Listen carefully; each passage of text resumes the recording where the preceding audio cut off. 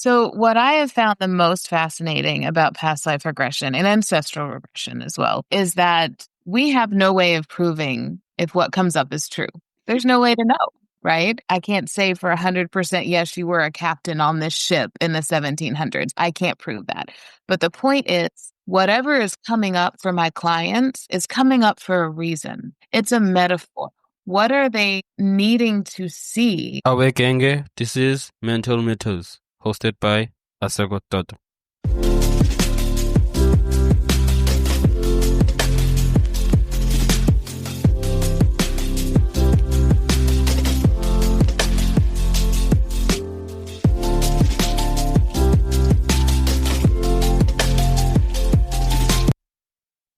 Hello everyone, welcome to another episode of Mental Mythos. I'm your host, Asagototo, and before we dive into today's incredible conversation, I have a small favor to ask. If you enjoy what you hear today, please take a moment to rate and review our podcast on Apple Podcasts, Spotify, or wherever you listen. Your feedback not only helps us improve, but also helps others discover the valuable insights we share every week. And if you find today's episode particularly inspiring or insightful, don't forget to share it with your friends, family, or anyone you think could benefit from it. Thank you for your support. It truly means the world to us. Now, let's get back into our conversation. I wouldn't assume that you always wanted to be a transpersonal hypnotherapist. So, what led you to practice transpersonal hypnotherapy? So I actually started, I have my undergrad degree in psychology. So I always knew I wanted to help people to understand the human brain. But I ended up kind of going off the path and I owned my own metaphysical shop. I owned my own retail space and kind of did that. And I was helping people in that way, but it wasn't deep enough for me. So I went back to school to get trained in this. And this gives me a way to help people help themselves. So it's not something that I'm doing to someone or for someone. I am holding space and guiding people while they find the answers that are already in them. So it's this incredibly empowering experience for my clients, which is the piece that I love the most. As you mentioned that you have an undergrad in psychology. Psychology has different practices from your clinical psychology, hyp, hyp, hyp, hypnotherapy, psychotherapy, where psychotherapy involves psychoanalysis in terms of that. How did you know that this is what you needed to do? This is the type of therapy that you needed to pursue. So my whole life, I had people that would come to me when they had issues, and I would help them find kind of the root of that issue and help break that open for them.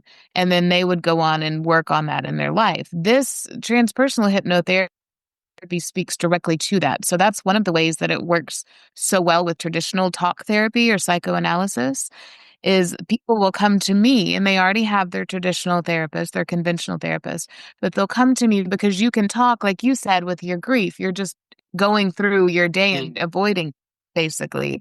So you could go to a talk therapist and talk about it, but you're not really dipping into that. Well, and so this kind of work, what I'm able to do is someone will come to me, we get that filter of the conscious mind, all those distractions and everything away, and really get into the heart of the emotion or the issue that we're working with. And then that kind of cracks something open for people. Then they can take that to their traditional therapist and then talk through it because now they understand it at a deeper level. So it just kind of provides almost like chiseling away at all the art and getting that out of the way and finding that issue. So that's the piece I wanted to play. Okay. In terms of one can say that you are the first step to in terms of healing, in terms of recognizing that you are dealing with this certain thing that's very fascinating and also myself, as much as I don't have an undergrad in terms of psychological stuff. And I've been trying by any means to teach myself in terms of just e- educating myself when it comes to different types of mental health disorders and the education around that. So in a way I started doing a short course on psychotherapy, and something that I think it's something that I always been passionate about, because one of the people that in a way I started listening to him. I think 3 or 4 years ago, I started listening to John Peterson and the way he addresses in terms of how he looks at it upon when it comes to mental health as a whole. So it is really fascinating that I have the privilege of being able to interview people like you in terms of showing me different perspectives of how it really mean how can one be assisted when it comes to mental well-being, and in terms of being, for example, let's say I don't know anything about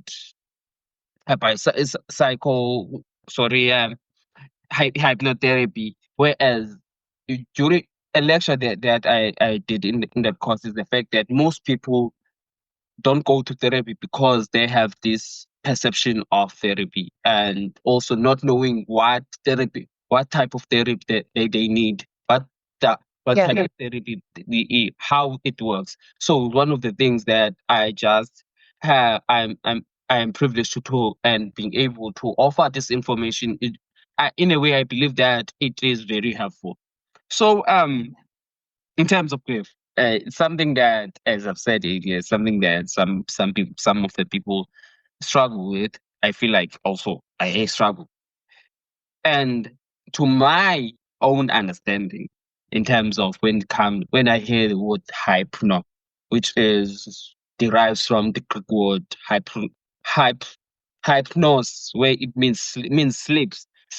Yeah. So in terms of that, how do you how do you integrate it within your clients in terms of when it means sleep? Would you say that, how can I put this? Would you say that your clients sleep in terms of forget the conscious mind and dive deeply on the unconscious? Can you walk us through that in terms of when it? Yeah. That's actually one of the most common misconceptions about hypnotherapy is people think that they're not going to remember or be aware of what's happening. And the best way I can describe it, so you go into hypnosis at least twice a day, every day. So all hypnosis is your brain producing theta waves. So we have different levels, different brain waves that we produce all throughout the day, running from gamma when we're super hyper intensely alert on something to delta, which is when we're sleeping in deep sleep. Theta is when you're when you're very first starting to fall asleep and you're kind of in that in between state. You're not really asleep, you're not really awake. Mm. And then also you first start waking up in the morning and you're kind of groggy and you're kind of in between sleep and awake. That's what hypnosis is. That's what it feels like. Your brain is in a theta state. So if you think about those times in your own life, you're aware of what's happening around you. You're just a little bit calmer and a little bit more still in that moment until you're fully awake when your brain kicks in and it's, oh, I've got to remember to go to the store today. I've got to do this. I've got to do this. It's that moment right before your conscious mind kicks in. So when you're hypnosis, you are absolutely awake and aware of everything that's happening around you. You're able to, if something comes up for you in your mind and you don't feel comfortable sharing that, you are able to keep that to yourself. You're not just this open book that's being programmed to pull things out of you. All we're doing is taking you to a place where your conscious mind, that one that's running through the grocery list, and what you need to do today, we take that and we kind of ask them to move over to the side for a minute and just watch. They're still there. Your conscious mind is still observing what's happening, but we're working with a subconscious mind. We're working with the deeper part where change can actually happen. So think about going to talk therapy, to psychoanalysis for 10 years, and you're talking about the same thing, the same thing, the same thing. It's because because it's all cerebral. It's all in your conscious mind. When we get you into hypnosis, we take all of those barriers and have them sit over here Mm. so they can still watch. If there's something you don't feel safe talking about, your conscious mind will step in and go, "Oh, I don't want to talk about that." And that's where the therapist goes, "Okay, you don't have to. We'll go a different way." Mm. But being able to get to that subconscious level without all those conscious mind barriers, that's where the change can really take place. And that's why we see improvement in things like anxiety and depression, and grief and self-confidence and all kinds of things, being able to be public speaking again. Mm. All of these things can shift in a different way with hypnotherapy because we're going about it from a different angle, from that subconscious angle. Mm. Mm. So, doesn't that, in terms of, as you mentioned, that you realize that the something that you discover within the process of the hypnotherapy, in terms of, how can I put this? Let's say, how can I put this? I'm just looking for the words to actually put it the right way, in terms of, as much as you said that deals with the unconscious, and when the thing moves from unconscious to conscious, doesn't that disrupt with the process of hypnotherapy? No, not at all. Mm. Not at all. You're able to, because you're in a theta state, you can access both. Mm. So it is like that, those moments when you're first waking up. You're aware that you're waking up. You're aware that there's light in the room. You're aware of Mm. noises, but you're not quite at that conscious level yet, not at that beta state or alpha state. So being in that space, you're able to go back and forth. That's the whole point, is to have the conscious mind and the unconscious mind talking to each other. That's where we get that bridge Mm. between them, so that things that have been kept from the conscious mind are no longer kept from the conscious mind. They're coming up, and now the conscious mind can take them and work with them. Mm. Mm. Mm. Very, very, very, very interesting in a way. Yeah. I didn't see it as something that is quite a bridge within between unconscious and unconscious mind, and it's something that, in terms of, when it comes to the conscious mind, in terms of the unconscious mind, in terms of, I've been trying to read on that, whereas that really intrigued my understanding when I would say my interest in psychoanalysis, and it's something that I'm still I am still just, how can I put this? I'm still learning from, because also have branched into understanding the super ego, and ID, in terms of that. So, speaking on that, if I'm not quite sure if I got my specs correct, in terms of the ego. The super ego is the one that recognizes that there's between morality and immorality. Can you correct me? Mhm, mhm. Okay. So, in terms of that, what happens? Is it possible that the ego can take control, in terms of the subconscious mind, your unconscious mind? There are times when people have, so I relate the ego to the conscious mind. Mm. And there are times that people have difficulty releasing that and moving away from the conscious mind, because the whole point, we talk about the ego being something that we need to get rid of and we need an ego Mm. death and all of Mm. these. The ego has a purpose. It's there to keep you safe. There's a reason for your ego to exist. We need to honor that. So it's okay for the conscious mind to try to be in control, but then we just have to kind of work with those clients and help them understand that they're safe and that the conscious mind is not being asked to leave. It's just being asked to sit down for a minute, have some popcorn, watch the show. Let us work over here. So sometimes you have to treat it a little bit like a toddler. Like, you're okay, you're still very Mm. important. Go over here and have a seat. We're going to work and you can just watch. Mm. So it does. There are times when the conscious mind won't. I work with a lot of neurodivergent clients as well.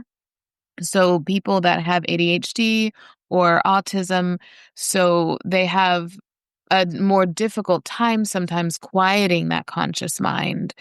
But there are ways through deepening techniques and hypnosis where you can take them into a relaxation that brings them into a space where they know they're safe. And that's really what it comes down to, because when you feel safe and supported, then that conscious mind feels okay. That ego is okay to step to the side. As you've said, it has its own purpose in terms of protecting you. Actually, and I say it now. And have you came across, I would say, clients that were really difficult in terms of assisting when it comes Yes. to practice? What strategies did you come up with? So the biggest piece, the most important piece about hypnosis is that all hypnosis is self-hypnosis. So I am not doing anything to my clients. I am guiding them through something they're doing to themselves. They're putting themselves into hypnosis. I'm not performing a magic trick. They're doing that for themselves. So for the people, it's what we call a blocked session. So if someone comes to me and they are unable to go under hypnosis, that's a blocked session. So at that point, we stop the hypnosis piece of the session and we just talk on a therapy level of, okay, what is it you're afraid to see? Mm. What is it that you might be avoiding allowing to come up? And we just look at it from that point of view. And then we talk about alternative methods. Perhaps this person would be better off seeking out, a traditional therapist, a psychoanalyst. Maybe they would be better going to an acupuncturist or trying Ayurveda or trying EFT tapping. What are the other methods that might help them crack themselves open since this doesn't feel safe to them? So I never push a client if they're having a blocked session. We're not going to keep trying because they're not feeling safe in that moment. So we just got other ways that they could get help. Mm, mm, mm, mm. Very interesting, actually. As I would keep on saying this word because it's something that, as I mentioned earlier, it's something that is new to me and something that's quite interesting. It's quite. I feel like in South Africa, these things like these ones are not being put it out there in terms of when it comes to therapy. The only thing that is out there is counseling. That's one of the things that we know in terms of that. So it's quite interesting that you have the way that we have explained it is quite interesting, and it's something that I believe that has intrigued me of just doing more research on it. Because and also I believe that I also believe that hypnotherapy works. Because the reason why I'm saying this is the fact that, and I think it was last week where I had a guest on my podcast, whereas we spoke about in terms of hypnotherapy but in a perspective, mixing hypnotherapy and mindset in terms of is those two things. So we had a demonstration where he made it as a demonstration where as in a way in his perspective I was a client and he was the hypnotherapist, and he mixed two things, and I love the fact that how effective it was. And for me it was something that I never tried, something that was very new to me, and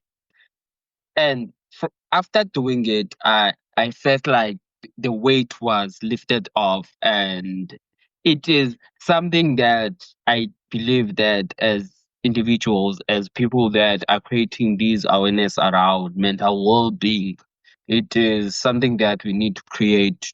We need to spread more about the awareness to create that awareness. No, there's this type of thing that is called a transpersonal hypnotherapy, so it's something that we need to push out. As much as we could talk about in terms of you helping people, and definitely at some point you're also a human. When it comes to your own mental well-being, how do you manage to make sure that you you are fully rested there to take care of your own mental well-being? So I have a conventional therapist that I see a couple times a month. Mm. I'm able to do self-hypnosis on myself, to put myself into that theta state and be able to explore, hey, is there something I'm not looking at? Is there something I'm trying to pretend isn't there? We all do that, right? Yeah, Um, definitely. so being able to do that for myself is a huge benefit. And I have a really deep meditation practice. So I make time. We're in my office right now. I make time to come up here away from, I have a beautiful, wonderful family. But there's a lot of them and a lot of animals in my house. I make time to come up here and just have that space where it's just me and the quiet, and I can just be with myself in that meditation space. It's really important to me. And walking. I walk a lot because I live in a beautiful place. I live in New England, so there's just forests everywhere. So, yeah. Mm, mm, mm. And I feel like in terms of that, the thing of walking is it really helpful when you have a very exhausting day and you just want to just doze off from everything, just take a walk. And it's something that I did last year when it came to me, and I really did, and it was quite helpful because in a way, here I study at Nelson Mandela University, so and on campus there are a lot of trees here, so it's it's much safer to walk at night in terms of just feeling the air in terms as much as it's quite cold, but it's very helpful in that. So through your profile, I read that you also include past lives and ancestral lineage. So, what is the significance of exploring past lives and ancestral lineage in your practice, and how can this exploration aid in healing process? So, what I have found the most fascinating about past life regression and ancestral regression as well, um, is that we have no way of proving if what comes up is true. There's no way to know, right? I can't say for 100%, yes, you were a captain on this ship in the 1700s. I can't prove that. But the point is, whatever is coming up for my clients is coming up for a reason. It's a metaphor. What are they needing to see about their fear of water? What is their brain telling them? What is their spirit telling them? And I have seen so much incredible healing when people go back into their past lives, or even if they don't believe in past lives, going into these metaphors, but going into these past lives and seeing, oh, this is why I'm afraid to go swimming. Oh, this is why I have a tough relationship with my father because we used to be brothers and this is what happened between us. It's seeing all of these pieces that you don't have in this incarnation and being able to put those together, and it makes your life make more sense.